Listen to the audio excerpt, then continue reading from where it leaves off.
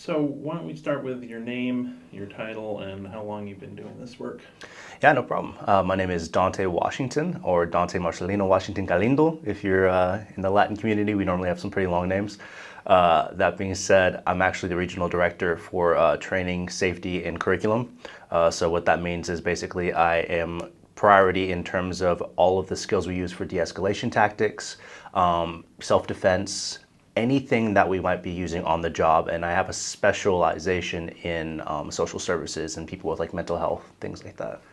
I've been doing this job since I was 21 and I'm 32 now. I took a short break. In between that, I went into the military with the Civilian Special Forces contract, got out and got right back into it. So, Very good. Could you describe your work in a shift? you're talking about my specific role? Yeah, I mean, I'm interested in your role, but if you want to wander into the territory of what somebody working under you might be doing, that would be good too. Yeah, absolutely. As far as my role goes, a big part of my job is actually making sure I'm staying up to date with any sort of references in regards to social services, anything with mental health. So a large portion of my day involves watching and studying things, Ryan Dowd being one of those people. Anything that can get me like a leg up in regards to being able to help the community as a whole. Because the more I know, that means I can actually impart that to our safety agents and our security agents as well. The normal day for a safety agent would be involving normally a specific route or a said location that they're on site for. They have a reference point in regards to who their chain of command is if anything goes wrong. They have excellent communication skills, and the priority that they actually have isn't necessarily to forcibly remove somebody or be a bully in any way, shape, or form. It's actually to provide lasting resources and a lasting solution to the houseless community in general. So that means that they're completely up to date in regards to what other social services are available in the county, whether that be detox centers, housing first places, an example like road to home, emergency shelters, places that they can maybe get some medical or dental work done, things like that. So it's very much leaning into the humanitarian aspect of being in the community. So yeah. RSU has both public contracts and private contracts. Tell me a little bit about how you how your people work differently in those two. Yeah, absolutely. I would almost want to clarify that every contract in general is specifically catered. It's very much customized. What we do is we have some of our upper management, whether that be I or my brother Jan or Caleb, will actually come in, we'll make a risk assessment and basically say, hey, look, these are the needs you told us that you have. This is our solution for those things, right? So it does vary case by case, but if we're talking about private sector as opposed to public, normally the public sector is more leaning towards intimate, kind, and very much personable interactions with people. They want lasting solutions that don't necessarily intimidate or impose a negative connotation towards this community, because this community needs help. They don't need somebody else potentially oppressing them or making them feel like they're just a number or not even visually like seeing them or acknowledging them on the street.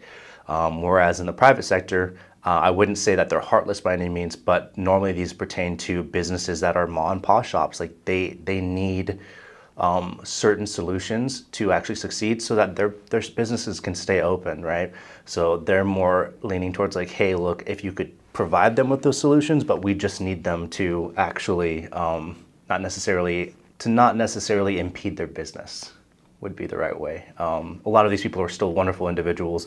They contribute, they donate, they're very much active in the community as well. But there is an emphasis on trying to keep their businesses open. Uh, Tell me a little bit about the people that this work puts you in contact with. In general, Mm-hmm. oh my goodness, it's wonderful. It's probably one of my favorite aspects of this entire job. I get to be hands-on and in contact with people that are it's so passionate about the things they do. Could you back up and not use the word hands-on? Oh yeah, absolutely. Just it's going to confuse people.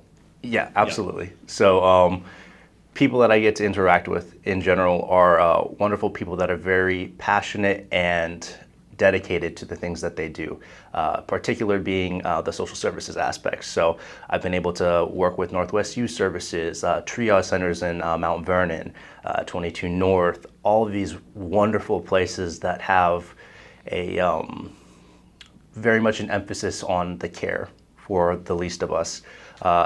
It really inspires you once you're working around people that genuinely love their job and have a heart for people, and it just makes you want to succeed more, right? Which makes it so precious to me the way that I train the people in our in RSU, because we're directly reflecting how I feel and how a lot of upper management feels, as well as what the community needs. So, yeah. Do you have any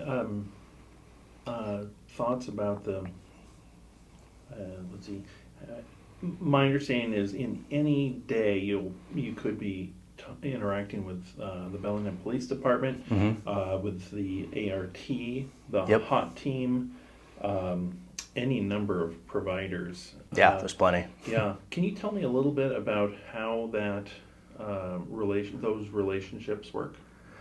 Yeah, so normally we're pretty closely tied together in terms of communication. I actually have some people specifically in each one of those departments that I actually have a contact with. They normally will reach out to me if they're having any situations or problems that they think we'd be better suited to actually pick up on. It's been actually really wonderful. Most of the people that we work with are very open and communicative. Their priority is just getting a resolution.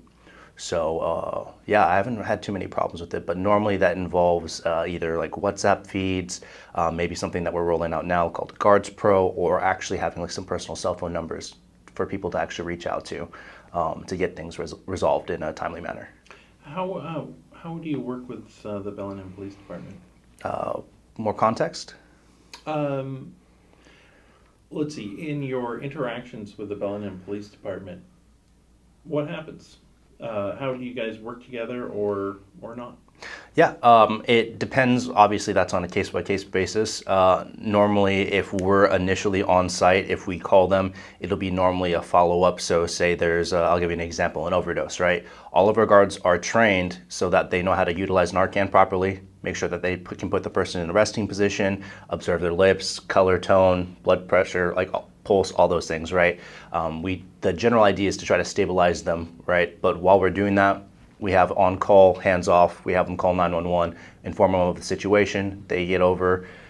We essentially encourage with the fire department for the person to go to the hospital, because if you didn't know this, very important, Narcan's effects are actually temporary, and they can be like actually non-existent anymore within 90 minutes, which means the person could still potentially be overdosed. It's just that Narcan actually knocks off, it's basically a blocker for certain receptors. And once that wears off, those receptors now absorb whatever's left still. So really it's just this very open and active means of communication. So sometimes it's like, hey, do you guys have this? And they'll go, yeah, absolutely. Or sometimes they'll come to us and say, hey, look, is this taken care of? Well, yeah, actually you can go on to your next call, because I mean, if you know anything about Bellingham, it's very busy, very active, and the officers have just so much to do. So if we can try to diminish that workload in any way, shape, or form, we try to do our best for that. I was in a meeting earlier this week where the point was made that RSU is often dealing with a whole host of issues, so they don't rise to the level of police action. Correct. Can you speak to that?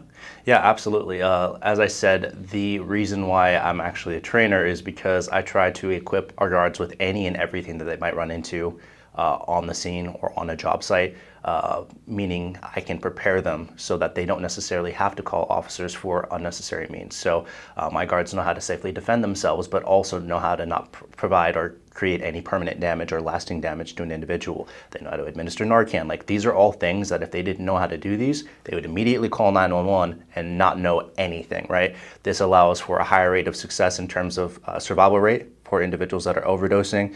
This is also a way for us to be able to de-escalate people that are maybe going through mental health crises, as opposed to putting our hands on them. All of these things, right? If we didn't do what we did, and if we do and we didn't train them as intensely, there'd be significantly more calls to whether that be the HOT team, the police department, or otherwise.